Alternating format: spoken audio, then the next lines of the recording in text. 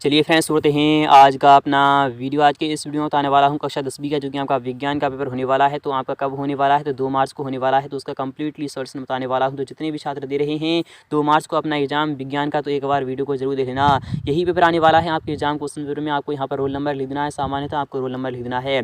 यहाँ पर आपका विषय कोड जो है वह आपका S119 ही होगा आपके पेपर का।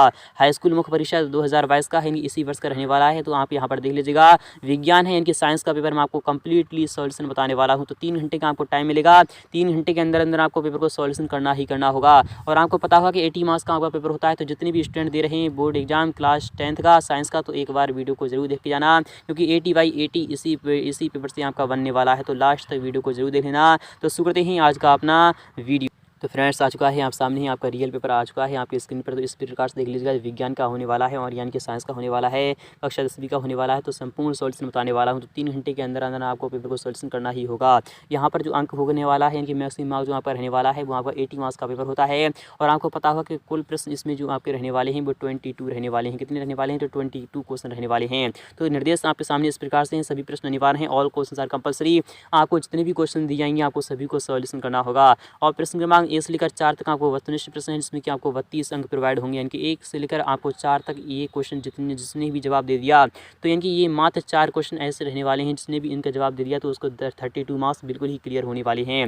और यहाँ पर जो नेक्स्ट वाला कह रहा है कि प्रश्न क्रमांक 5 से लेकर 14 तक आपको प्रत्येक प्रश्न 2 अंक का रहने वाला है, जिसकी सब सीमा भी आपकी लिमिट रखी गई है कि मिनिमम 30 शब्दों के अंतर्गत आपको आंसर लिखना होगा। और यहाँ पर चौथा वाला कह रहा है प्रश्न क्रमांक 15 से लेकर 18 तक प्रत्येक प्रश्न आपका 3 अंक का रहने वाला है, जिसकी सब सीमा आपकी 75 शब्द रहनी चाहिए, यानी कि मिनिमम 75 शब्दों के अंतर्गत आपको आंसर लिखना होगा। यहाँ पर बात करें 5वीं की, वो इस प्रकार से रखा गया है कि प्रश्न क्रमांक 19 से लेकर 20 तक, यानी कि यह क्वेश्चन आपका कितने कितने क्वेश्चन रहने वाले हैं? तो 19 से लेकर आपका कितने तक है? तो आपका 22 तक है। कितने क्वेश्चन रहने वाले हैं? तो आप यहाँ पर देख लीजिएगा, ये 3 क्वेश्चन ऐसे रहने वाले हैं जिसमें कि आपको कितने अंक मिलेगा? इसमें आपको कितने अंक मिलने वाला है? तो आपका 4 अंक मिलने वाला है। एक क्वेश्चन का जवाब दे दिया जिसने भी, तो उसको कितने अंक मिल जाएंगे? तो उसके 3 अंक मिलने वाले हैं। और यहाँ पर 4 अंक मिलने वाले हैं। यहाँ पर सब सीमा आपकी 120 शब्द रहनी चाहिए। और प्रश्न क्रमांक 5 से लेकर 22 में आपको आंतर विकल्प दिए गए हैं, विकल्प के आधार पर आपको क्वेश्चन को सॉल्व करना होगा। तो फ्रेंड्स, इंस्ट्रक्शंस यानी कि निर्देश भी आपको यहाँ पर पढ़ लीजिएगा। तो पहला वाला जो क्वेश्चन होने वाला है वो इस प्रकार से रहने वाला है। आप यहाँ पर अच्छे प्रकार से देख लीजिएगा, यह क्वेश्चन आपका 8 पेज यानी कि 8 क्वेश्चन रहने वाले हैं पहले वाले क्वेश्चन में।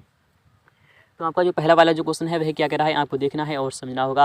8 मार्क्स का आपका पहला वाला क्वेश्चन होगा। सही विकल्प आपको चुनकर लिखना होगा, यानी कि आपको विकल्प आपको चुनाव करना होगा। इसमें कि पहला वाला क्वेश्चन है कि लौह चूर्ण या फिर तनु हाइड्रोक्लोरिक अम्ल डालने से, यानी यहाँ पर कह रहा है कि लौह चूर्ण यानी कि जो होता है Fe जो होता है उस पर हम डालते हैं, क्या डालते हैं? हाइड्रोक्लोरिक अम्ल डालते हैं।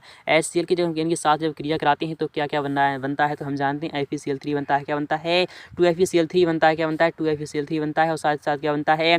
हाइड्रोजन क्या बनता है? हाइड्रोजन गैस भी निकलती है। तो आपका आंसर आ जाएगा हाइड्रोजन गैस व आयरन क्लोराइड, यानी कि ऑप्शन में आपका यहाँ पर पहला वाला ही बिल्कुल राइट हो चुका है। यहाँ पर बात नेक्स्ट वाली क्वेश्चन की, तो वो भी देख लीजिएगा। यहाँ पर पहले वाला ऑप्शन तो बिल्कुल राइट हो चुका है। यहाँ पर बात करें कि पतले तारों में धातुओं का खींचे जा सकने की क्षमता क्या कहलाती है? तो मैंने आपको काफ़ी डिटेल के साथ समझाया है कि धातुओं को खींचकर लंबे तारों के रूप में परिवर्तित करने के गुण को हम तन्यता कहते हैं। क्या कहते हैं? तन्यता कहते हैं। इसका भी आपका विकल्प पहला वाला ही राइट हो जाएगा। क्या हो जाएगा? तो पहला वाला आपका विकल्प राइट हो चुका है। और यहाँ पर पूछ लेता कि तारों को चादरों के रूप में परिवर्तित करने के गुण को, यानी कि उस पर हम हथौड़े से हम पिटाई करते हैं उसकी, जब वह चादरों के रूप में परिवर्तित हो जाता है तो उसे हम क्या कहते हैं? तो उसे हम आघात वर्ध्यता कहते हैं। ये भी आपको पता रहना चाहिए, क्योंकि इससे भी आपके एग्जाम में क्वेश्चन फंस सकता है। अगर यहाँ पर बात करें नेक्स्ट वाले क्वेश्चन की, यहाँ पर क्या 2 तंत्रिका कोशिका के मध्य खाली स्थान को हम क्या कहते हैं? तो आपका आंसर क्या आना चाहिए? क्या द्रमिका है? बिल्कुल ही आपका रॉन्ग है। क्या स्नैप्स है? तो हाँ, ऑप्शन में आपका सेकंड वाला बिल्कुल ही राइट हो जाएगा। क्या हो जाएगा? ऑप्शन में आपका बी वाला यहाँ पर बिल्कुल ही राइट हो चुका है। अलैंगिक जनन मुकुलन द्वारा किसमें होता है? क्या अमीबा में होता है? तो बिल्कुल ही नहीं। क्या ईस्ट में होता है? तो हाँ, ऑप्शन में आपका यहाँ पर सेकंड वाला बिल्कुल ही राइट हो चुका है। यहाँ पर बात करें नेक्स्ट वाले क्वेश्चन की, विद्युत धारा उत्पन्न करने की युक्ति को हम क्या कहते हैं? तो हम क्या कहते हैं? एमीटर। तो हम मापते हैं, एमीटर में से क्या करते हैं? हम मापते हैं।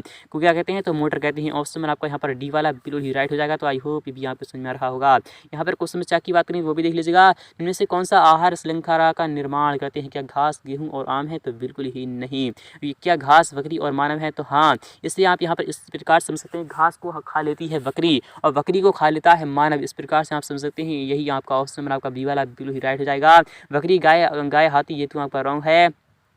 और घास, मछली और बकरी, ये भी आपका बिल्कुल ही रॉन्ग हो जाएगा। नेक्स्ट की बात यहाँ पर कह रहा है कि विश्व में सबसे तेज़ी से कम होने वाला प्राकृतिक संसाधन कौन सा है? क्या जल है? तो बिल्कुल ही नहीं, जल तो कभी खत्म ही नहीं होगा, कितना भी कर लीजिए। क्या वन है? तो हाँ, ऑप्शन आपका सेकंड वाला बिल्कुल ही राइट हो जाएगा। पवन भी नहीं होगा खत्म और ना ही सौर प्रकाश होगा। नेक्स्ट की बात में आवर्त सारणी में आवर्तों की संख्या कितनी होती है? मैंने आपको बताया कि हॉरिजेंटल जो लाइन होती है उसी को हम आवर्त कहते हैं। तो यहाँ पर कितना है? तो आपका 7, यानी कि ऑप्शन में आपका थर्ड वाला बिल्कुल ही राइट हो जाएगा। तो आई होप ये भी आपको समझ में आ रहा होगा। यहाँ पर बात करें नेक्स्ट वाले क्वेश्चन की, तो ये आप इंग्लिश मीडियम के छात्र भी अच्छे प्रकार से दे सकते हैं। यह क्वेश्चन किस प्रकार से है? तो आप यहाँ पर देख लीजिए, choose and right the correct alternative, आपको सही विकल्प चुनकर लिखना होगा। इसमें कि पहला वाला क्वेश्चन इस प्रकार से है, तो सभी का आप यहाँ पर मिलान कर लीजिएगा। मैंने जो बताया है वही आप टिक कर लीजिएगा। और यहाँ पर बात करें नेक्स्ट वाले क्वेश्चन की, तो वो भी देख लीजिएगा कि रिक्त स्थान आपको भरना क्या करना है? आपको फिल इन द ब्लैंक्स, आपको खाली स्थान भरना होगा।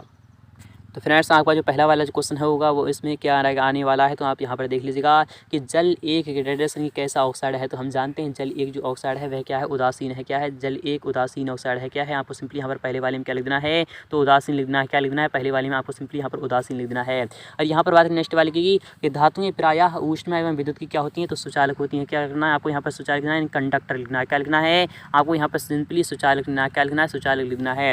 यहाँ पर थर्ड वाले की बात ने मादा और गर्भस्थ शिशु के बीच जैविक संबंध स्थापित करने वाला जो ऊतक होता है वह क्या होता है? तो आपको वो कमेंट्स में लिखना होगा। इसमें मुझे कन्फ्यूजन है, मैं आपको नेक्स्ट पार्ट में इसका भी सॉल्यूशन प्रोवाइड करा दूंगा। पादपों में जल के वहन के लिए क्या इनके कौन सा उत्तरदायी है? तो कौन सा ऊतक उत्तरदायी है? तो हम जानते हैं क्या उत्तरदायी है। तो आपको सिंपली यहाँ पर क्या लिखना है? तो जाइलम लिखना है। क्या लिखना है? तो जाइलम, यही आपका आंसर रहने वाला है। यहाँ पर बात करें कि पराग कोश में पाए जाते हैं, तो पराग कोश में क्या पाए जाते हैं? तो पराग कण पाए जाते हैं। क्या पाए जाते हैं? तो आपको सिंपली हमारे पराग कण लिखना है। क्या लिखना है? पराग कण पाए जाते हैं। पराग कोश में क्या पाए जाते हैं? तो पराग कण पाए जाते हैं। आनुवांशिकी के जो जनक हैं वह कौन है? आपको सिंपली यहाँ पर मेंडल लिखना है। क्या लिखना है? आपको सिंपली यहाँ पर मेंडल लिखना है, यही आपका आंसर रहने वाला है। किसी तार का प्रतिरोध उसकी लंबाई के क्या होता है? अनुक्रमानुपाती होता है। क्या होता है? अनुक्रमानुपाती होता है, यही आपका आंसर रहने वाला है। क्या होता है? अनुक्रमानुपाती, यही आपका आंसर रहने वाला है। तो आई होप ये भी आपको समझ में आ रहा होगा। मस्तिष्क और मेरुरज्जु जो होते हैं वह तंत्र का तंत्र बनाते हैं। क्या बनाते हैं? आपको सिंपली यहाँ पर क्या लिखना है? तो तंत्र का तंत्र लिखना, यही आपका आंसर रहने वाला है। तो आई होप ये भी आपको समझ में आ रहा होगा। और ये भी आपके 8 के 8 पूरे के पूरे सॉल्यूशन हो चुके हैं। यहाँ पर बात करें नेक्स्ट वाले क्वेश्चन की, जैसे इंग्लिश मीडियम के छात्र भी अच्छे प्रकार से दे सकते हैं। नेक्स्ट पार्ट में इंग्लिश मीडियम का भी मैं आपको सॉल्यूशन करा दूंगा। थर्ड वाले की बात नहीं, यदि आपने चैनल को सब्सक्राइब नहीं किया है तो चैनल को जरूर सब्सक्राइब कर लीजिएगा, साथ में आने वाले बेल आइकन जरूर प्रेस कर दीजिएगा। और यहाँ पर बात करें नेक्स्ट वाले क्वेश्चन की, यहाँ पर क्या है? सही जोड़ी बनाइए, मैच द फॉलोइंग, आपको मिलान करना होगा। यह क्वेश्चन भी आपका 8 मार्क्स का रहने वाला है। सबसे अधिक क्या कह रहा है यहाँ पर? सबसे अधिक क्रियाशील धातु कौन सी है? चूँकि हम जानते हैं पोटेशियम, सोडियम और यहाँ पर एक धातु होती है जो कि सबसे अधिक क्रियाशील धातु होती है। तो आपको सिंपली यहाँ पर पोटेशियम दिखा रहा है, यानी कि थर्ड वाला ऑप्शन आपका बिल्कुल राइट हो जाएगा। सामान्य रक्तदाब होता है, तो चूंकि हम जानते हैं सामान्य यानी क्या होता है? तो जनरल ब्लड प्रेशर जो होता है वह आपका कितना होता है? 120/80 mm ऑफ जी होता है। क्या होता है? 120/80 mm ऑफ जी होता है। पादप हार्मोन क्या होता है? तो हम जानते हैं पादप हार्मोन जो होता है वह आपका साइटोकाइनिन होता है। क्या होता है? तो साइटोकाइनिन हो जाता है। और शुक्राणु उत्पादन नियंत्रण जो करता है वह कौन करता है? मैं आपको बताते चलूँ, शुक्राणु उत्पादन जो नियंत्रण करता है वह आपका टेस्टोस्टेरोन करता है। क्या करता है? मैं उसका भी सॉल्यूशन आपको प्रोवाइड करा ही दे रहा हूँ। क्या करता है? तो शुक्राणु उत्पादन जो नियंत्रण करता है वह आपका टेस्टोस्टेरोन करता है। और तारों का टिमटिमाना यह क्या है? तो आपका आंसर आ जाएगा वायुमंडलीय अपवर्तन आ जाएगा। क्या आ जाएगा? तो वायुमंडलीय अपवर्तन आ जाएगा।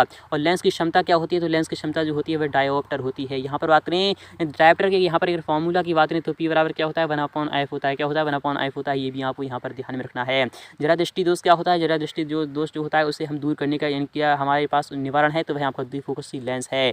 यहाँ पर बात करें इनकी जरा दृष्टि दोष में द्विफोकसी का मतलब होता है उसमें अवतल और उत्तल दोनों ही लेंस पाए जाते हैं। विद्युत विभवांतर का जो SI मात्रक होता है वह क्या होता है? तो वोल्ट होता है। ये भी आपका मिलान हो चुका है। ये भी आपके 8 मार्क्स बिल्कुल ही क्लियर हो चुके हैं। इससे आपका फंसने वाला है। यहाँ पर बात करें नेक्स्ट वाले क्वेश्चन की, तो ये भी देख लीजिएगा। तो क्वेश्चन 4 भी आपके सामने आ चुका है। ये भी आप अच्छे प्रकार से देख लीजिएगा और समझ लीजिएगा।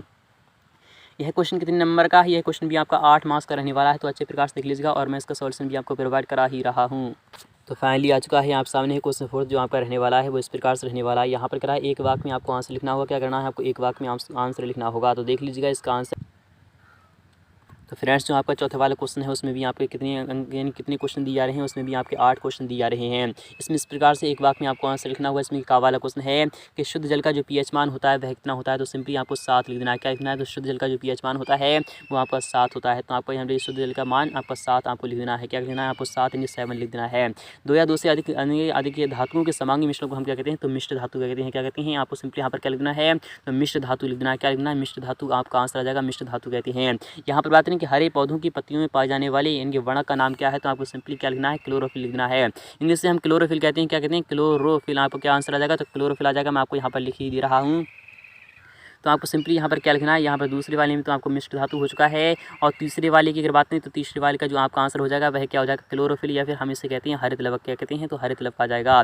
हरित लवक यही आपका आंसर रहने वाला है। हरित लवक ही आपका आंसर है। इसे हम इंग्लिश की अगर बात करें तो आपको क्लोरोफिल लिखना है। मैं आपको वो बता चुका हूँ। नेक्स्ट की बात करें, नर युग्मक एवं मादा युग्मक के संलयन को क्या कहते हैं, तो निषेचन कहते हैं। क्या कहते हैं, आपको सिंपली यहाँ पर क्या लिखना है, तो निषेचन लिख देना है। क्या लिखना है, निषेचन लिख देना है। नेक्स्ट की बात करें कि लिंग निर्धारित करने वाले जो गुणसूत्र हैं वह कौन है, तो एस और वाई हैं। कौन कौन हैं, तो एस और वाई हैं। लेंस की क्षमता का जो सूत्र होता है वह क्या होता है, हम जानते हैं, जो पी बराबर जो होता है 1/f होता है। क्या होता है, 1/f होता है। जो इसका मात्रक होता है वह क्या होता है, डायोप्टर होता है। क्या होता है, डायोप्टर होता है। ये भी आपको पता होना चाहिए, जो कि मैंने अभी भी आपको बताया है। निकट दृष्टि दोष को यानी निकट दृष्टि दोष दूर करने में कौन सा लेंस उपयोग होता है, पहले तो आपको पता होना चाहिए कि निकट दृष्टि दोष क्या होता है। ऐसा दृष्टि दोष यानी मानव नेत्र में ऐसा दृष्टि दोष जिसमें उसे पास का तो स्पष्ट रूप से दिखाई दे परंतु दूर का स्पष्ट रूप से दिखाई ना दे, उसे हम निकट दृष्टि दोष कहते हैं। इसका निवारण की अगर बात करें तो इसका जो निवारण होता है किससे होता है, तो इसका निवारण हो जाता है अवतल लेंस किससे हो जाता है, तो आपको सिंपली यहाँ पर क्या लिखना है, कॉन्केव लेंस यानी कि अवतल लेंस जो आपका आंसर हो जाएगा अवतल लेंस हो जाएगा। तो आई होप ये भी आपको समझ में आ रहा होगा, अवतल लेंस हो जाएगा। नेक्स्ट बात नहीं, विद्युत प्रतिरोध का ऐसे ही मात्रक क्या होता है, तो सिंपली आपको क्या करना है, ओम होता है। क्या होता है, तो सिंपली आपको क्या करना है, ओम लिखना है। क्या लिखना है, ओम, यही आपका आंसर रहने वाला है। तो आई होप ये भी आपको समझ में आ रहा होगा। ये भी आपके 8 मार्क्स बिल्कुल ही क्लियर हो चुके हैं। यहाँ पर बात करें 5वें क्वेश्चन की, वो इस प्रकार से रखा जाएगा कि शोषण की क्रिया को ऊष्माक्षेपी अभिक्रिया क्यों कहते हैं। मैं इसका सॉल्यूशन भी अभी प्रोवाइड करा दूंगा। जस्ट 5 मिनट्स के बाद इसका भी सॉल्यूशन मैं आपको प्रोवाइड कराने वाला हूँ। नेक्स्ट की बातें अथवा क्वेश्चन इस प्रकार से रहने वाला है कि इनके तेल एवं वसायुक्त पदार्थों को नाइट्रोजन से प्रभावित क्यों किया जाता है, आपको बताना होगा। और अमलगम क्या है, अमलगम के बारे में आपको बताना है, व्हाट इज अमलगम। नेक्स्ट की बात नहीं कि संक्षारण क्या है, इसका सॉल्यूशन मैं आपको प्रोवाइड करा रहा हूँ। यानी जब धातु यानी किसी भी धातु पर जैसे कि लोहा हो गया, जब किसी धातु पर जैसे कि वो काई आ जाती है उसी को हम संक्षारण कहते हैं। जब कोई धातु वायु और इनके वायु और उसे क्या कहते हैं, तो आप यहाँ पर समझ सकते हैं। ये काफ़ी ही महत्वपूर्ण है। इसका भी सॉल्यूशन मैं आपको नेक्स्ट पार्ट में दिखा दूंगा। जो जैसे कि जंग लग जाती है उसे हम संक्षारण कहते हैं। यहाँ पर बात नहीं मेंडलीव की आवर्त सारणी की आपको नियम बताना है, इसका भी सॉल्यूशन मैं आपको प्रोवाइड करा दूंगा।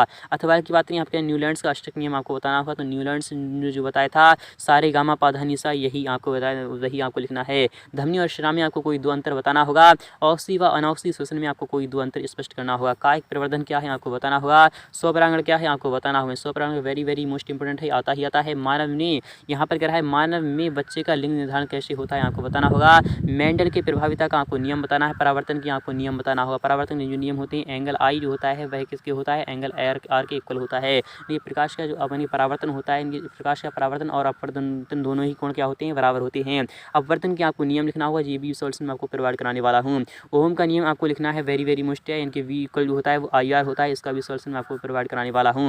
यहाँ पर आते हैं विद्युत परिपथ का क्या अर्थ है आपको बताना होगा। विद्युत परिपथ काफ़ी ही महत्वपूर्ण है। विद्युत विभव का क्या आशय है आपको बताना होगा। प्रतिरोध किसे कहते हैं आपको बताना होगा। तो आई होप भी आपको समझ में आ रहा होगा। सभी का सॉल्यूशन मैं आपको प्रोवाइड कराने वाला हूँ। यहाँ पर देख लीजिएगा 15 क्वेश्चन इस प्रकार से पूछे जाने वाला है। समीकरण को आपको क्या करना है, संतुलित करना है। तो यहाँ पर आप देख लीजिएगा, तो सभी का सॉल्यूशन मैं आपको प्रोवाइड कराने वाला हूँ नेक्स्ट पार्ट में। तो फ्रेंड्स, और यहाँ पर बात नहीं अथवा की, यहाँ पर इस प्रकार से राशन अभिक्रिया किसे कहते हैं और संयोजन व प्रतिस्थापन अभिक्रिया को उदाहरण सहित बताना होगा। इस सभी का सॉल्यूशन मैं आपको प्रोवाइड करा दूँगा नेक्स्ट पार्ट में। तब तक के लिए थैंक यू, तथा